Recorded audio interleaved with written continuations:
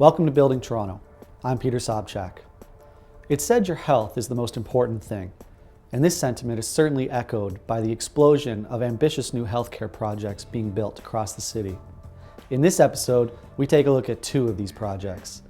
The rebirth and expansion of Bridgepoint Health, which overlooks the Don River in Riverdale, and the brand new Humber River Hospital in Downsview.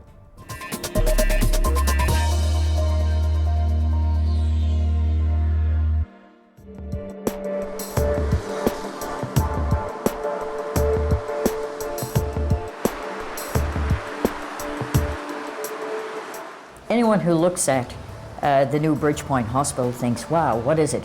Is it a hospital? Is it a condo? You know, the name's not on it yet. The construction is not finished. But, I think we've been trying to symbol through the design and the development of this hospital a real transformation and a need for transformation of what hospital actually means in the healthcare landscape of tomorrow. So, this idea that the world around us has changed quite dramatically. The Bridgepoint project in total will cost about $1.2 billion. That's the total project cost. It started, I guess, with us thinking we need a new kind of hospital for the patients of tomorrow and the generations that will come after them, people who are living today with complex chronic illnesses who need restorative care and need support to manage their health over a long time. So that was the beginning, was this idea of, from within Bridgepoint, from within our board and our staff, our clinical staff, this idea that the world is changing and therefore we need a new and different kind of hospital and campus really to respond to the need. The second step in our process then was to imagine, what would that all look like? So we started to address land assembly. And we worked with, the Government of Ontario on the acquisition of the Don jail lands. We worked with the City of Toronto on trying to figure out, how might we reconfigure this corner in terms of streets and roads and land? And so there's been a very complex land exchange arrangement that's gone on here to assemble these 10 acres between ourselves and the City of Toronto. Beyond that, we engaged the community, the broad community of Riverdale, and then the people who are interested in building infrastructure in Toronto, and said, okay, how do we want to think about the master plan for this corner? These are very expensive buildings, the building of a hospital. So we thought, let's take advantage of this once-in-a-lifetime opportunity to create something really meaningful here, not just for healthcare first and foremost, obviously, but also for the community at large. The design vision for Bridgepoint is to accommodate about 472 chronic care and rehab patients in a built environment that responds to three different influences or criteria. The first, to forge very strong connections with the surrounding community. The second is to design the building in a way that allows the patients and visitors to thoroughly integrate with the landscape that surrounds the building itself. And thirdly, to accommodate chronic illness and the treatment of chronic illness within an environment that provides hope and excitement to be reintegrated into normal living following either chronic disease or, more importantly, a rehabilitation from a life-altering disease. You'll see that the form of the building has been shaped in a very dramatic way to cast deep shadows where there are terraces, or finer grained shadows where the pop-out windows are located. All of these changes or deviations from the flatness of the building are there for one common purpose. They draw attention to places where patients themselves will be inhabiting them.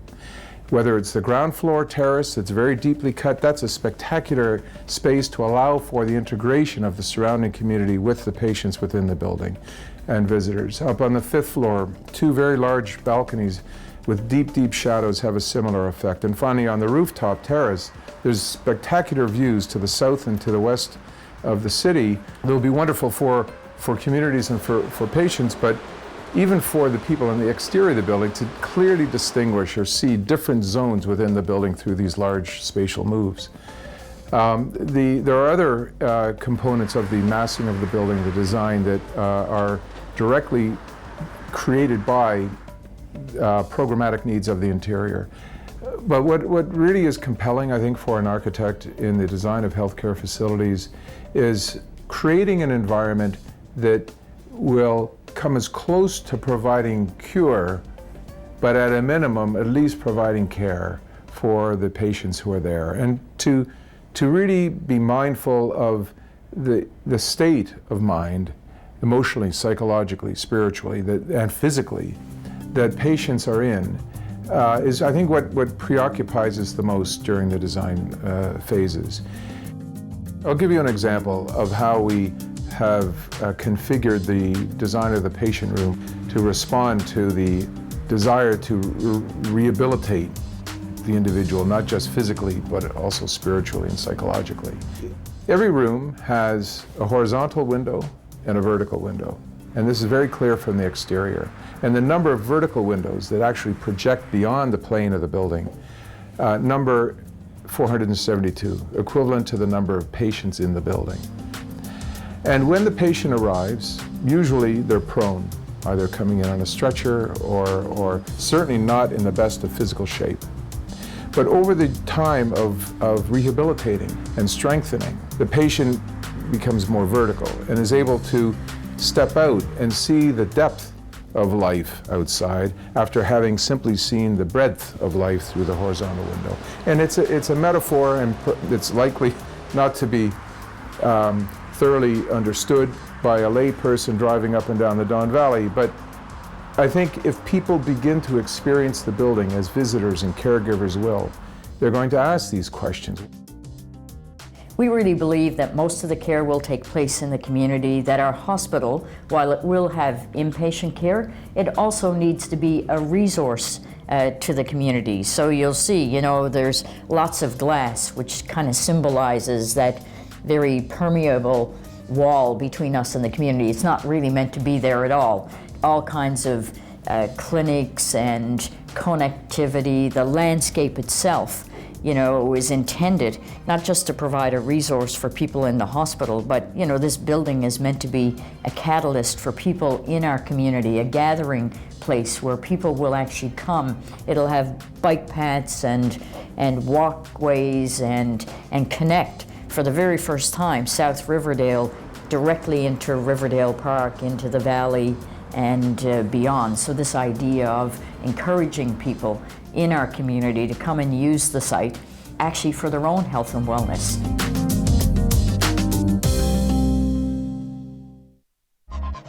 That sense of contribution that the Bridgepoint community is feeling to what we are bringing to it is enormously gratifying.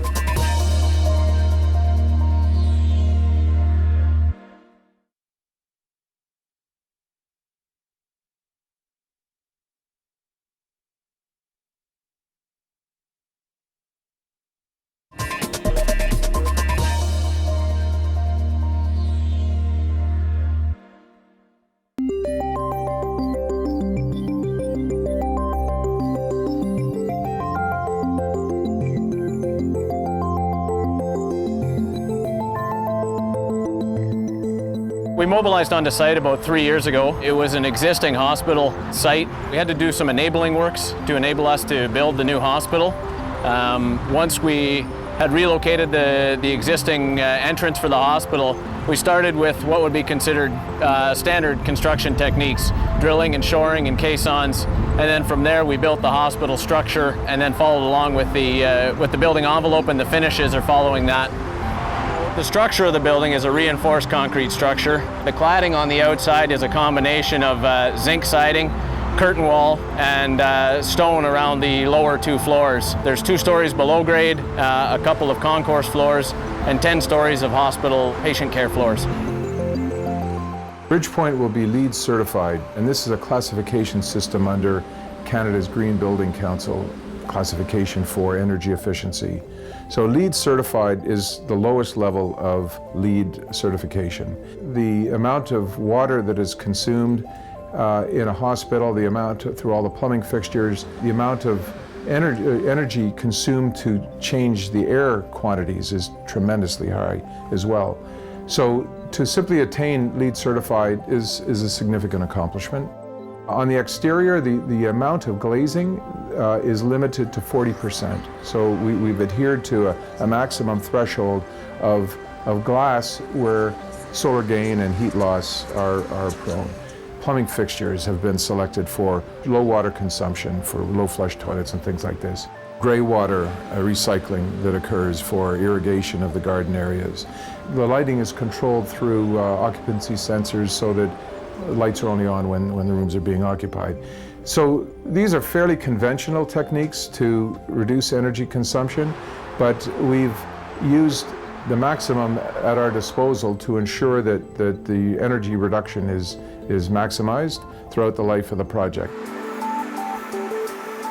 I know a lot of people have asked us as part of the Bridgepoint project, why are you integrating and how are you integrating, the historic Don Jail into that property and into your future story? How does it fit?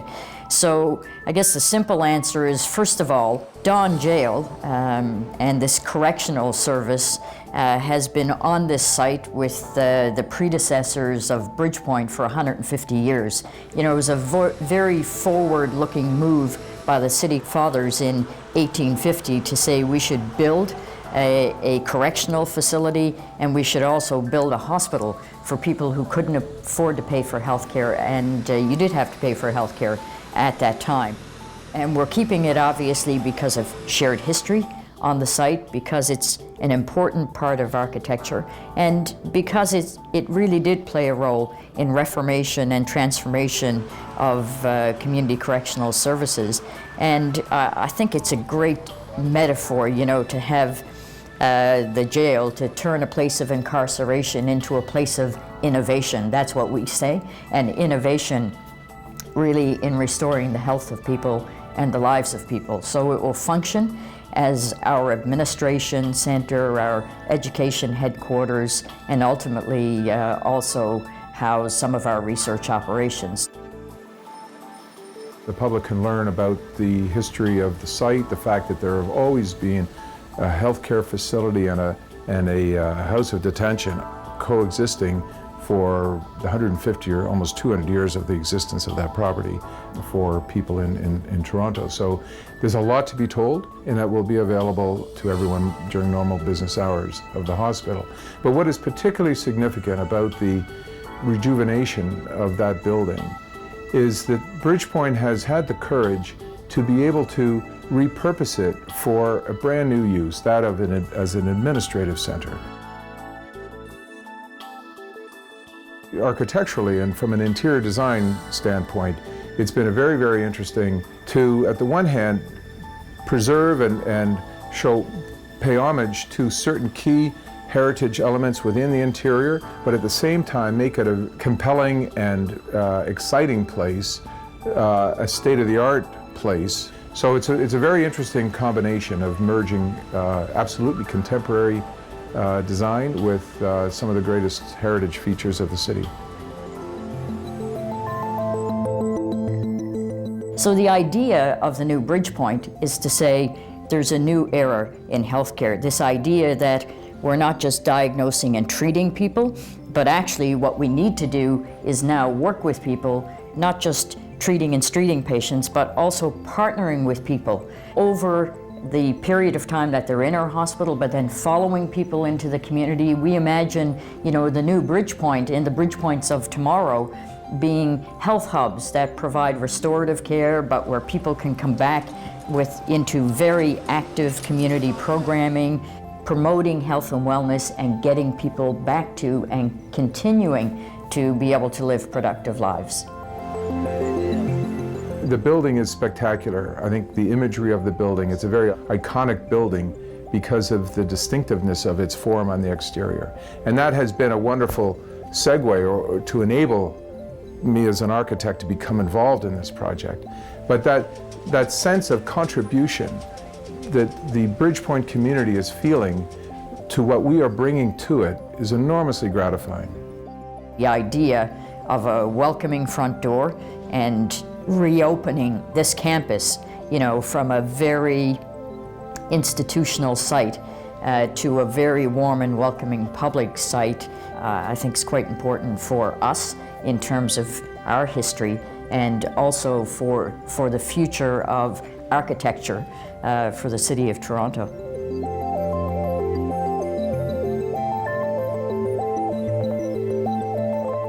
We have the opportunity to build new, and we wanted to make sure that we were able to use as much of what's going to happen in the future in our plans.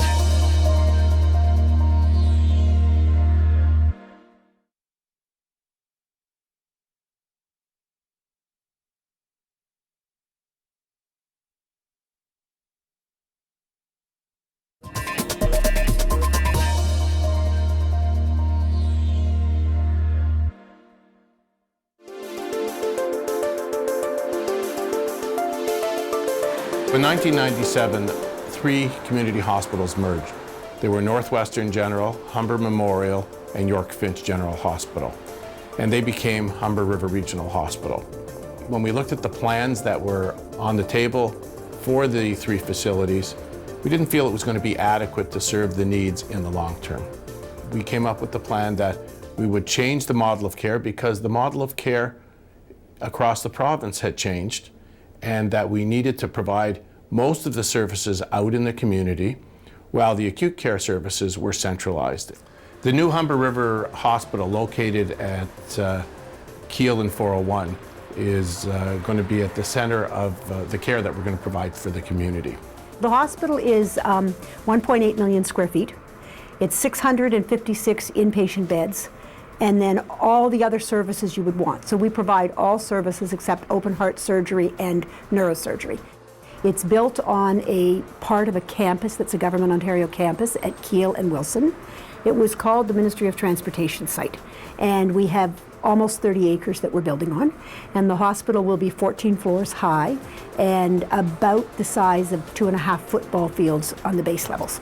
30 of the acres, the whole area that the hospital is being built on, was parking lot. So we looked at it as an opportunity to work with the campus, reorganize the campus, beautify the buildings that existed, and create a beautiful community amenity. There were a lot of discussions that occurred in the planning phase to determine what healthcare of the future would look like. Part of our strategic plan looks at patient and family-centered care. We also wanted to create a workplace of distinction.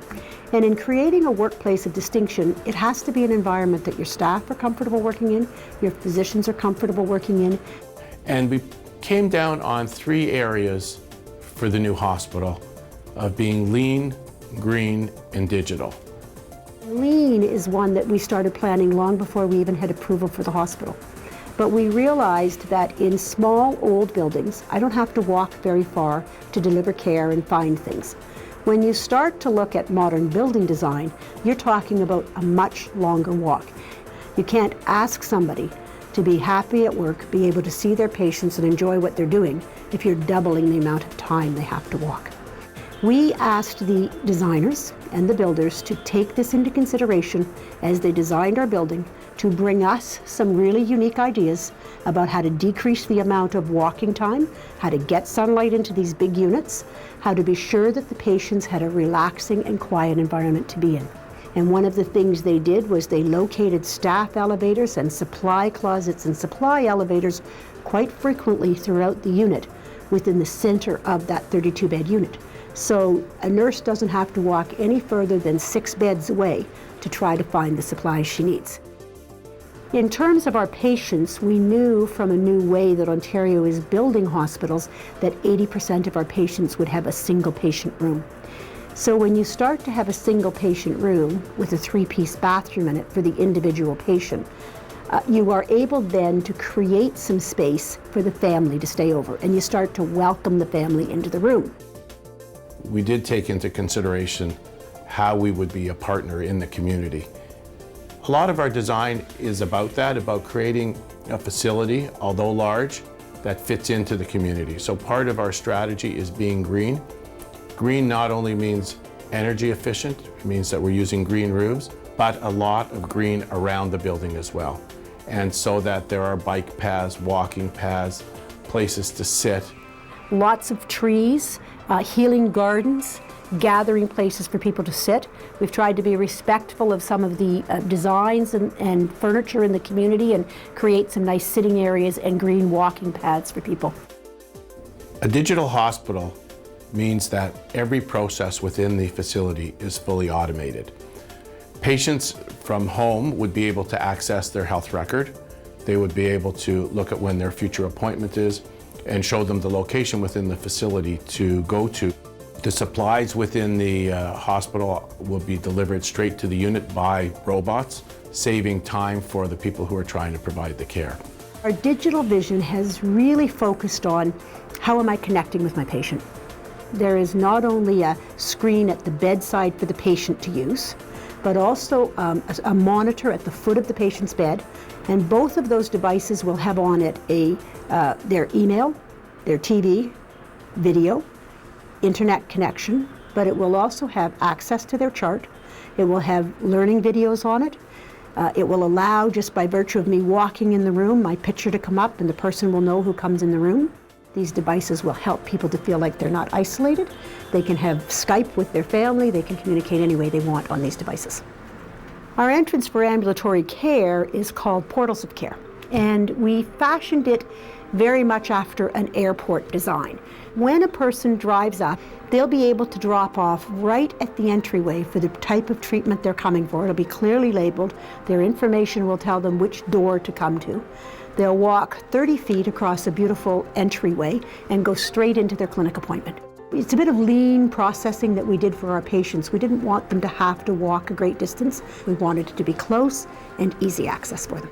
The first 5 floors, which are the podiums we call them, which is where the operating rooms are, many of the ambulatory services from floor 6 to 14 will be our inpatient beds.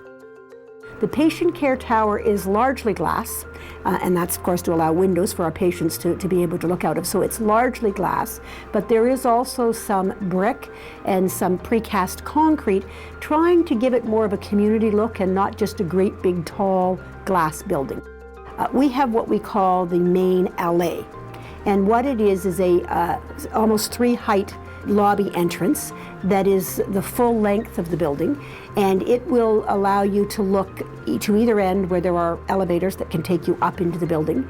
It will also have a staircase that will take you up just 1 flight of stairs for people that want to easily get up to the diagnostic imaging or the operating room, and 1 floor downstairs to our food court and an outdoor patio area.